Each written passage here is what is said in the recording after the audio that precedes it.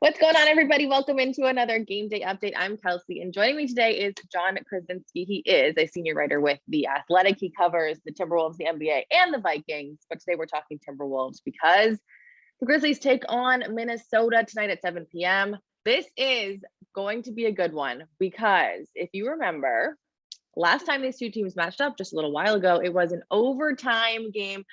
What was a 16-point deficit from the Grizzlies. They got it back. Cat just destroyed our hearts at the end of regulation with a crazy buzzer beater. The Grizzlies eventually took that game, but this is the rematch. Yeah, it's going to be fun, KJ. I mean, you look at it and the Timberwolves have really not played particularly well for most of the year. But I do think that the last couple of games, they've started to find a little bit of a rhythm. And I do know that they want a little bit of revenge from that Grizzlies game. They feel like they had that one in the bag and that they let the Grizzlies off the hook by letting them get back into it. But, you know, Memphis is going to be a huge step up from the games they've been playing lately against the Spurs, against the Kings, some struggling teams. So this will be a nice little barometer for how far the Wolves have come in terms of offensive execution and just playing better if they can be competitive and maybe even squeak this one out tonight. Yeah, I was looking at, so both these teams have two wins coming into this one. So someone will continue that win streak with a third. But I was looking at the games before that. Now, it was a close game between the Wolves and the Suns. Obviously, the Suns on this like crazy 11-game win streak, but they're putting up a lot of threes. They had 44 threes in that game, 49 versus the Spurs. And so they're first in the league right now in threes attempted. The Grizzlies, the complete opposite, first in points in the paint. How is this going to be kind of like this crazy different style of play tonight?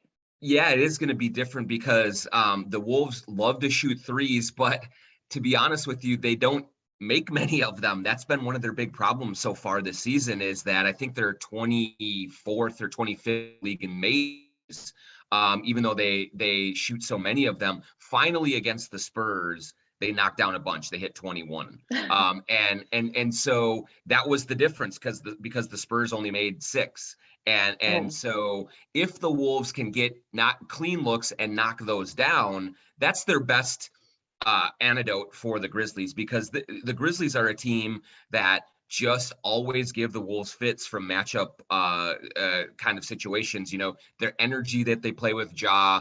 Brandon Clark came off the bench last game and really kind of tore them up with just effort and energy.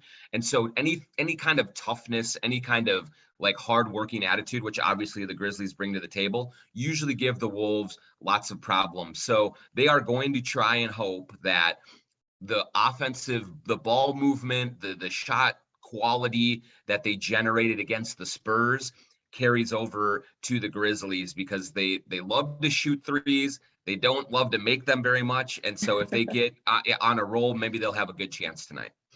Look, so last game, it was Cat, D'Lo, and Anthony Edwards hit, I think, 13 of the 17 threes that they hit. Is there anyone else that the Grizzlies need to keep an eye on tonight?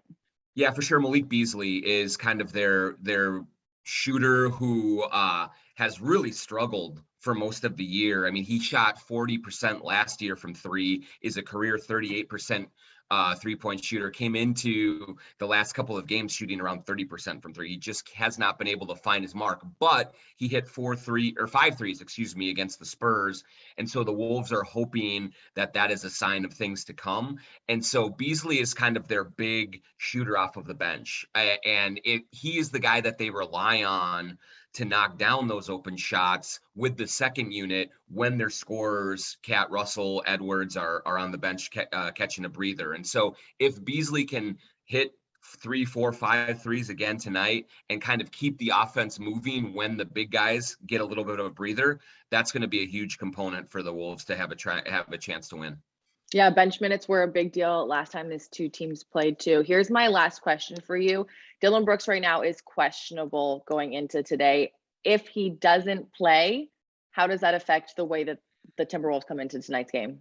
I'll tell you what, if he does not play, there's going to be a huge sigh of relief from Timberwolves players and fans, because Dillon Brooks tears the Wolves up all the time. Every single time they play him, he shoots 8 threes and makes 6 of them.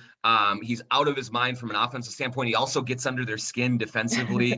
and really agitates them, and they don't like it. And so I would imagine that if the Wolves were honest, they would be hoping and saying, hey, Taylor Jenkins, why don't you give him the night off just to make sure, you guys Just are in. rest that leg. Yeah. Don't press it. You never know what's going to happen. But obviously, if he plays, he just, with his mentality, with his shot making, with his defense, he brings a different edge to that group. So that will be something that I'm sure the Wolves are watching closely and maybe keeping their fingers crossed on.